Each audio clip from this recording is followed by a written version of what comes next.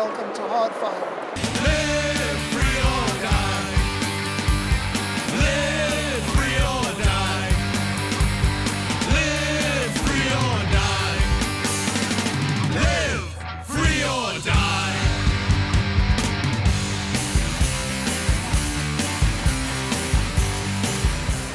Hardfire is here at the main encampment of Occupy Wall Street on Broadway. Join us as we wander through the maze of tents and tables and look at the different personalities, the different issues, and the different views. Let's go. Many of the individuals and organizations here have a specific issue they want to address, such as education, reform of the money system, forgiveness of student loans, and others. But they also have a lot in common. They agree that there is something very wrong with the current political arrangement and that Republicans and Democrats are equally bad and will not change the system.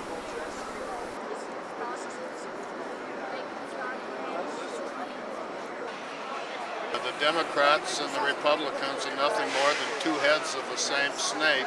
We need a new American consensus. It's time we have a third party. Did you vote for president in 2008? I did. I voted for Obama because I thought that anything was better than Bush at this point, and I didn't want to see a continuation of the Republican policies, but I am disappointed in Obama because it seems like the same kind of things are happening, whether it's the war in Libya, the extension of the Patriot Act, he didn't close Guantanamo Bay like he said he would. So. Right, so would you say that it is an extension of Bush anyway, Bush the third?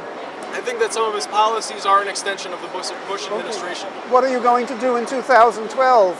2012, I have to see who they put up as part of the Republican Party. Maybe if Ron Paul and Obama get into a debate, it would be interesting to see. But still, I have my issues with Ron Paul and his domestic policy and things like that. Yes. Would you consider voting for a minor candidate? Yeah, I think we need more exposure of these third-party candidates and things like that. Okay. I would love to vote for somebody that I really connected with, that maybe wasn't part of this left-right establishment. Oh, great. Thank you very much. Yeah, Okay, thank you for your time. Have a nice day. Would you consider voting for a minor candidate for president? That wouldn't make any difference because the major candidates have all the money and they'd just end up winning anyway. I don't think there's any hope anymore. I think that this is the only hope for people to stand up and change our government. Throw all the bastards out. How will your efforts here change the government? I think it started an awareness, if nothing else, amongst the people that they can actually put their foot down. The internet's a whole new machine. Oh, look, that young fellow we just spoke to now has a sign, audit the Fed and then end the Federal Reserve System. Let's talk to him some more. Let me get some demographic information off of you, if you don't mind. Yeah. How old are you? I'm 27 years old. Okay, and where did you go to school? I went to Fordham University. I graduated a couple of years ago, and I do waitering, and I also do acting, music, and writing. Uh-huh. And how much is your student loan outstanding at the moment? Well, it's up there, Okay. That's one of the reasons I'm out here too, for affordable tuitions. Okay, great. Do you know that Ralph Nader, Dennis Kucinich, and Ron Paul have appeared together on a YouTube video promoting your cause? Yeah, I mean, people ask me a lot, do you support Ron Paul because I'm holding this sign? But I don't really support any of the politicians at this point. I'm not totally sold on any of them. This is just what I believe in, and I think I might have similar ideas as them, but I'm not endorsing anybody. Okay, what kinds of problems have developed in the last 10 years because the Federal Reserve can create endless amounts of money? What problems has that caused for Americans? Well, it's basically contributed to the devaluing of our dollar. It's inflation, all these things like the gold prices going up. They just keep printing more and more money, and they're printing it because the government wants to fund the wars. We wouldn't be able to have these wars unless the Federal Reserve was just able to create this money out of thin air. What do you hope to accomplish from standing here? Well, I'd like to see some progress made on actually ending these wars. There's a lot of talk about Obama bringing our troops home in December, but even if he does follow through on that, there's still a bunch of defense contractors that are going to be in there, like Blackwater and Halliburton, and all these guys that are getting paid a lot more than the troops and are doing the same exact thing. So that war is not going to end in December, no matter what these politicians tell you. The same contractors that Bush paid. Oh yeah, and the same contractors that Dick Cheney worked for. Dick Cheney was I believe he was the chairman or director of Halliburton at one point. So you have to wonder, do they have a conflict of interest? Let's talk to someone with a specific idea about monetary reform. Tell us something about your background and what qualifies you to speak on money. I'm a lifelong political activist, primarily on environmental issues, but I've worked in electoral campaigns, ballot initiatives, grassroots lobbying, and I realized more than 5 years ago that we were not going to get systemic change through the existing, from within the political system. So I looked for what the lever would be that could bring popular sovereignty back to the American people, and that lever is money. I've been studying it for 5 years, very intensively, full-time for the last 3 years. I don't have a degree in economics. Most of the folks who do are apologists for the existing system. But what I've discovered is that the money issuing power, which right now is the Federal Reserve, which is a cartel of private banks, they control the issue, in other words, the source and flow of money in our system. Right now, 2/3 of small and medium-sized businesses can't even get the working capital that they need, let alone to expand. Okay, and what is your solution? The solution is not necessarily to reform the Fed, because as I said, in my personal view, we are not going to get the system to reform itself. In the Occupy Wall Street movement, we're going to do things ourselves. We're going to create the new systems. We're going to create a new monetary system that everybody in this movement and everybody that supports this movement can use.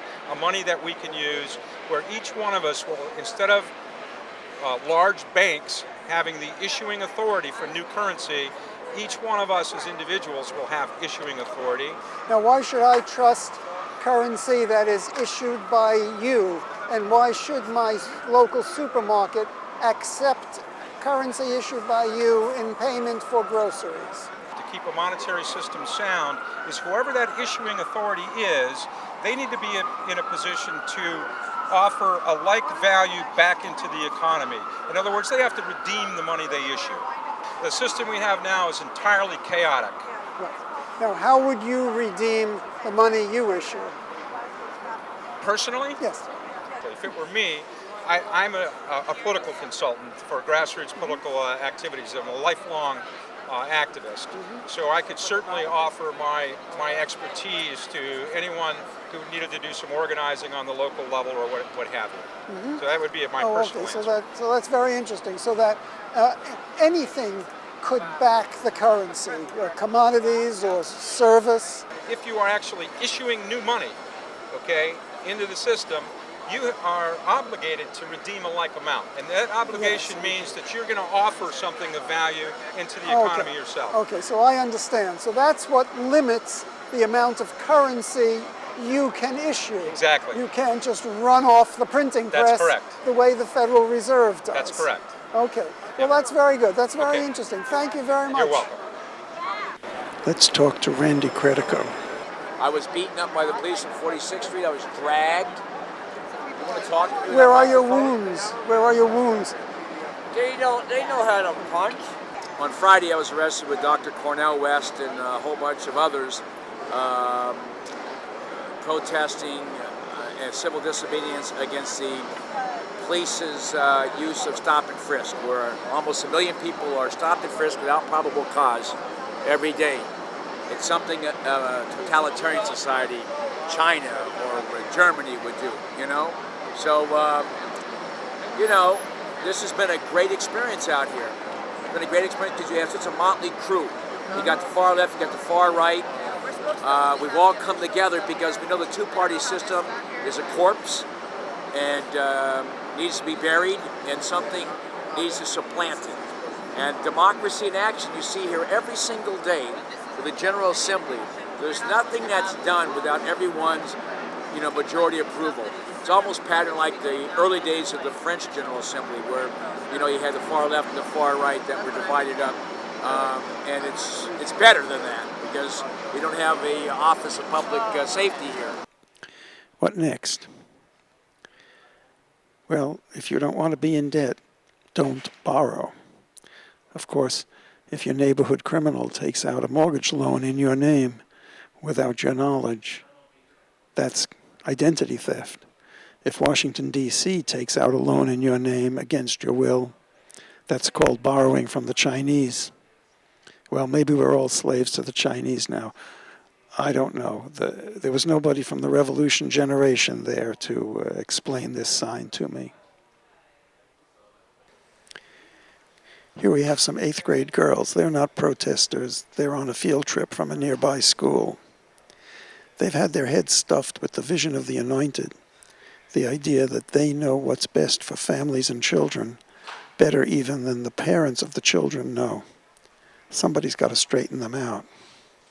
These students are here as a part of our ongoing year-long social justice project. Each student has a civil and human rights issue that they're researching and volunteering on behalf of all year.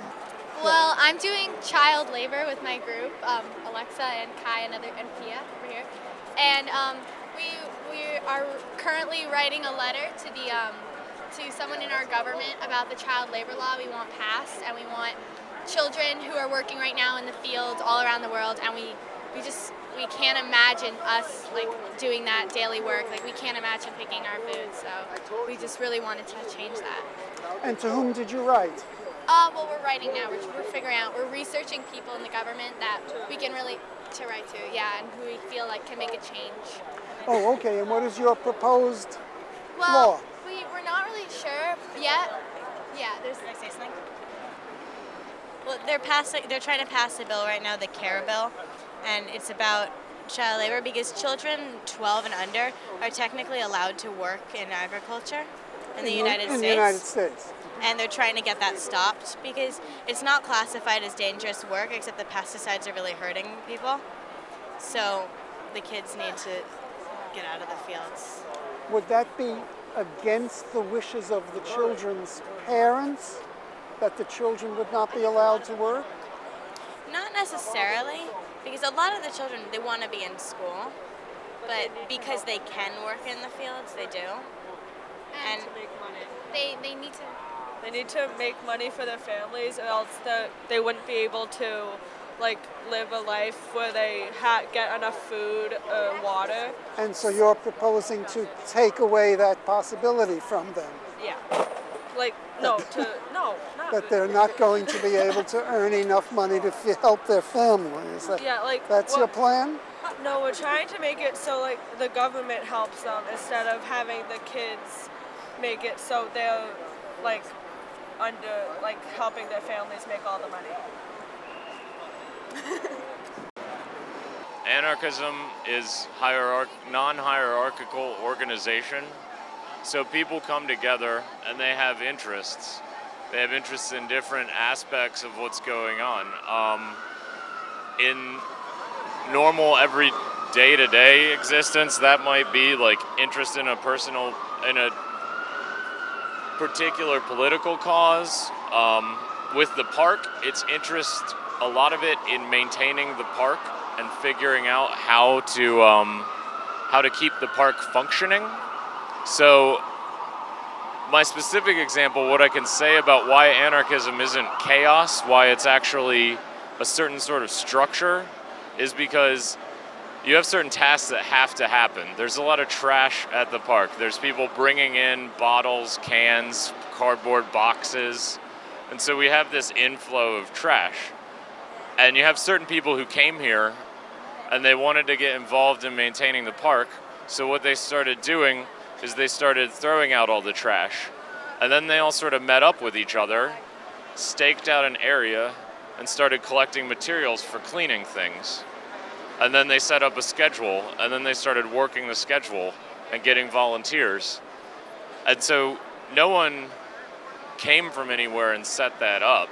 There were a bunch of different people with an affinity to work with garbage in the park who decided that they were going to do something and set up this system. And I mean, that's to me, that's a perfect example of why it's not chaos, because one would think in the system we have, if you don't pay someone to collect the garbage, they're not going to do it. But what you'll find is that if people understand non-hierarchical horizontal organization, they'll end up coming and doing it because they feel that they need to do that, and that's their contribution.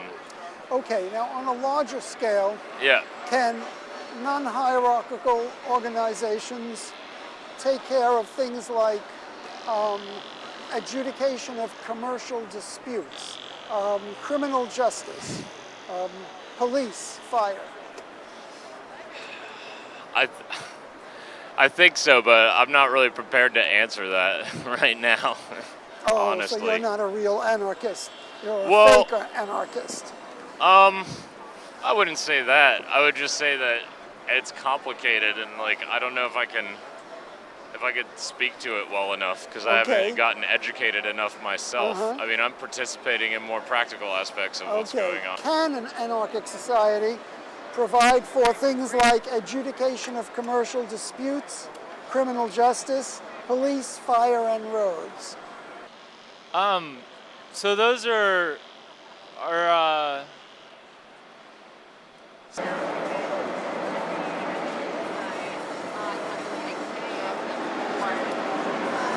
we have our own sanitation department that no longer does Brookfield Properties send people in here to clean up the park, but we have our own working group called Sanitation that does that. And they're self-organized, they don't get paid. We have a budget for that, so that we can buy supplies, which comes from the general fund. And as far as security, we have a mediation working group, and a safer spaces group. And the three of them are working together to deal with conflicts, with incidents of violence. As there have been some minor incidences. We are in a public park in New York City, and even though this space is structured anarchistically, the problems of the rest of society come down here and affect what's going on here. Where does the general fund get its income? We function by using mutual aid. People who have money to share, to spare, whatever, care about what's happening here. People who are participating here contribute to that. So we have quite a bit of money that has been raised that we're using to buy basic necessities to keep this occupation going. Is there some kind of organizational structure to manage the money and make sure it's not stolen? Yeah, absolutely. We have a financial team, financial working group, and the people who are part of that working group, you can walk in here and volunteer to be part of just about any working group. Finance is a little harder. I think I heard someone say a basic rule of finance working group should be that anybody who wants to be part of it should not be part of it, which I thought was funny. People who are on that group are thoroughly vetted, and so that we have trust in that group. Thoroughly vetted by whom? You see what I'm driving at, that there seems to no, be a hierarchy, you can't get away from it. No, I wouldn't say it's a hierarchy, it's a totally horizontal structure. We are working with legal teams, the National Lawyers Guild, for instance, and they have been, from what I understand, and I'm not sure, this is just what I've heard, but they've been helping to vet the people who are involved with finance. Okay, what's your name? My name is Fred Tenzer. I live in the Dyke section of Brooklyn, New York City, New York. Oh, good. And why are you here? I'm here because I want there to be an end to poverty, and I also want poverty to be prevented. We all want an end to poverty. How will that be accomplished? I don't know. There's a lot of suggestions for that. You know, who doesn't want an end to poverty? Who would say, oh, no, no, no, I want more poverty? No one. Rich, or at least some of them would want to continue poverty. What about politicians? Not just politicians, but some ordinary people yes. too. Do politicians benefit off the poor? They hurt the poor and they make other people poor. That's what they do. Yes. Did you vote for Obama in 2008? No. Did you vote for president in 2008? Yeah, I did. I voted for Bob Barr. Bob Barr, I see. Yes, well, I voted for Bob Barr also. What are we going to do in 2012? That's what I'd like to know. Well, we'll see. Let's get petitions and more protests like this. Okay. Well, thank you very much. You're welcome. The owner of this sign was not available for an interview, but let's see. What is our demand? Better health care. Well, of course, no controversy in that. Who doesn't want better health care? The controversy is how to get it. I guess Obamacare didn't do it for this guy. What else? Education and more. Well, there certainly is an education bubble, driven by the same forces that created the housing bubble. Easy availability of credit for customers drives up prices. And more and more. Well, I came here looking for a definition of greed, and I guess I found it. These people say forgive student loans. You do not forgive any loan. A student loan, a home loan, a car loan. You take out a loan, you have to pay it back. I had a loan, I paid it back, saved up my money for 5 years, couldn't do anything else, movies, dinner, date, and I paid it back. These people are a bunch of freeloaders who want a free ride. I agree college costs way too much, but blame the college. They're the ones raising the prices sky high. Don't forgive student loans. Ask colleges why prices go sky high every single year, and then they can take it from there. But to sit here and say forgive student loans, it means this. You get a service and not paying for it, who is going to pay for it? When they say college is free in Europe, it's really not free. Somebody pays for it. So you're indirectly paying for it. So besides, you can't compare colleges in Europe to here because there they only let the super smart go to college. Forgive student loans? Never. But let's do a study to find out why the hell college costs go up every single year. Harvard is $60,000. Give me a break. This book tells how this debacle that this country is in, how it happened. It names names. It shows you how people at Fannie Mae corrupted the SEC, the New York Reserve Board, and how this one person who is the godfather, his name is James Johnson, after he left Fannie Mae in the 1990s, he went to the compensation board of Goldman Sachs. When these people went in front of Congress, they were reading speeches that were supposed to be from the SEC and the regulators, but the speeches had been written back at Fannie Mae, orchestrated by this guy, James Johnson. What's the solution? Well, how about taking him, the person who took over Fannie Mae in the 1990s, Franklin Delano Raines, the guy who ran Countrywide, Angelo Mazzoli, and try to put these people in jail where they belong. Also, under the RICO laws, what they do with organized crime, because this was organized crime, confiscate every nickel these people have. These three are the godfathers of this mess. But then you can go to Barney Frank, Christopher Dodd, the people in the government who let themselves be corrupted by these people. What these people got, you know, as a quid pro quo, something for something, this for that. Give us the author. Reckless endangerment. And the two authors, Gretchen Morgensen, she's an investigative reporter for the New York Times, and Joshua Rosner. Okay, now isn't this much bigger than just a few miscreants? Isn't the system just too tempting for these kinds of people and these kinds of deals? Yes, but you start off by if there are laws on the books, how about enforcing the laws? Like, you know, Dodd and Frank are the people who were corrupted by this. Yes. And they go and they create this so-called law that regulates, but they're the most corrupt people of all. And you say from now on in, we enforce the laws. And where are you going to get people to enforce the laws? I mean, hasn't that already failed? Look at all this energy. The government did this. How did the government do this? Actually, it's what they didn't do, and that's given me my public services. 8 doctors who agreed at 6 major illnesses I cannot work. And yet, it's been 9 years waiting for SSI, 22 fair hearings with welfare over and over again. And that's what they basically did. I'm out in the street. This is what the government does to people. So it's all about really how the American government really doesn't give a damn about Americans. Right.